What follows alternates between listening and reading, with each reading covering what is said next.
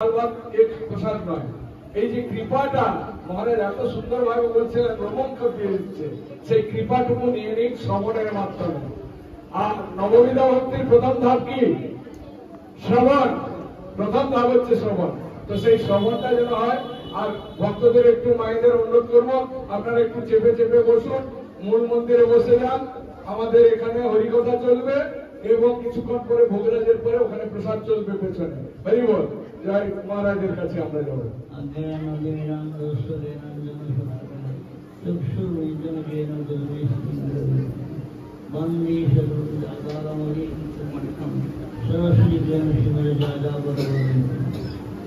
भक्ति विचाराय आचार्य संत श्रीमदेव सिद्धांत क्रांति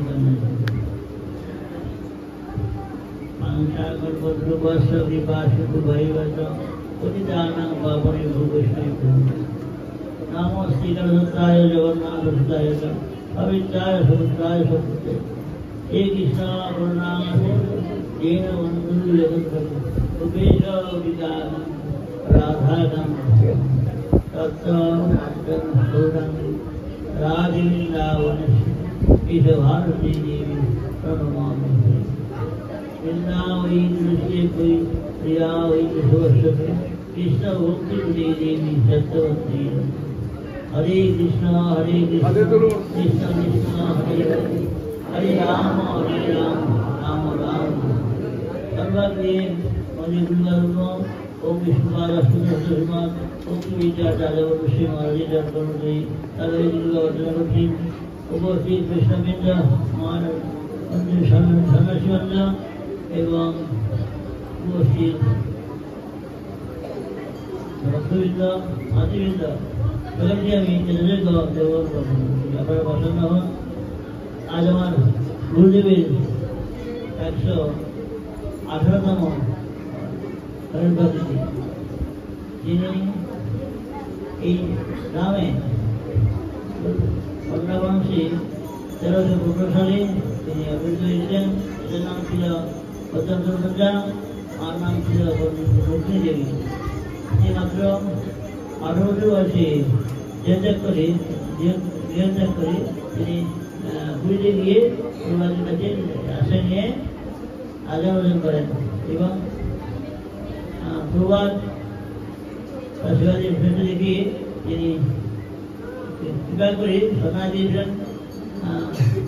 মাত্র 24 বছর বয়সে নাম দিয়েছিলেন ভক্তি বিচার যাদব। এই কাল থেকে তিনি সেবাগার করে আসছেন, প্রভাত ঘোষণা হয়েছেন। বিশেষ ঘটনা কি, তিনি প্রভাতের নয়, তিনি বিভিন্ন রকম সেবা করতেন। যেমন সকাল থেকে 4টা থেকে আরম্ভ করে 10টায় প্রসাদ করতেন। এই সেবা থেকে প্রভাত জিজ্ঞেস করলেন যে তুমি কি করো? না, আমি ভগবানের সেবা করি, আজান বাজি, ঢাক দিই, পড়তে দিই। আর কি করো? না, যারা বৃদ্ধ বিষম আছেন তাদেরকে সেবা দিই। কি করো? जय पूज्यपाद भक्ति जीवन महाराज की जय। गौरवानंदी সবাই অনুধ্বনি করুন, মহারাজকে সম্মান দিন। জয় দিনন্দি স্বামী ভক্তি জীবন স্বামী মহারাজ কি, দিনন্দি স্বামী ভক্তি জীবন স্বামী মহারাজ কি, ভক্তি বিচার যাদব স্বামী মহারাজ কি, জগৎগুরু প্রভুপাদ কি, व्यास पीठ उपस्थित महाराज मन की विदाई गौर देवानंदे।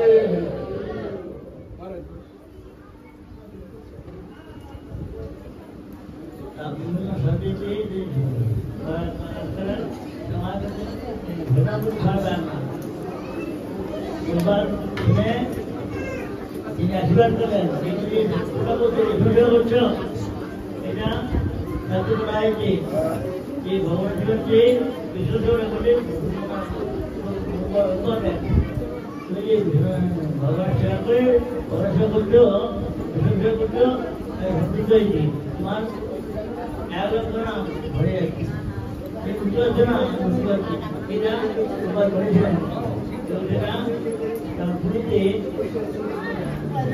এবং প্রবাদের একসময় হয়েছিল এখানে মহারাজের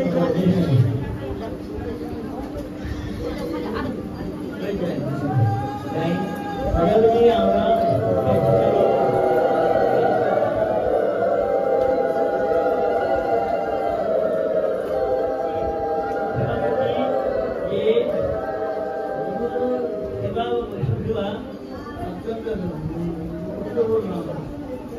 গুরু করে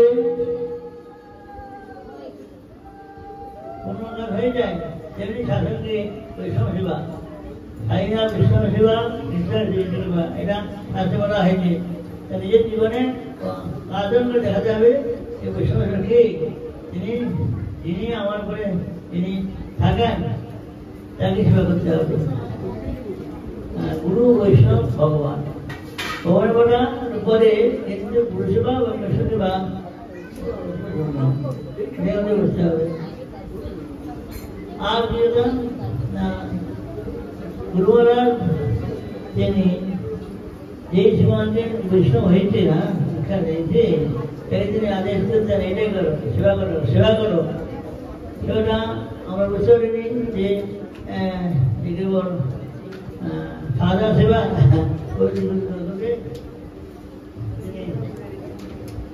তিনি জানতেন তিনি দুর্ভাবে চলে যাবে এটা বলতেন না সামান্য সুখের কথা বলতেন।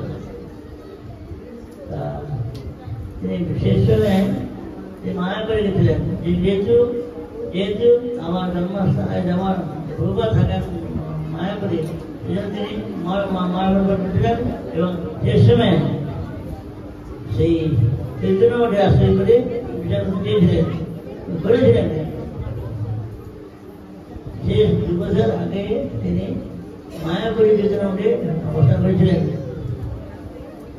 এটা প্রমাণ পায় গুরু তিনি এত ভালোবাসতেন শেষ হতে করতেন তিনি চৈতন্য মঠে থাকতেন এবং যেখানে থাকতেন সেখানে গুরুবাদকে সামনে রেখেছেন সবসময় দেখেন।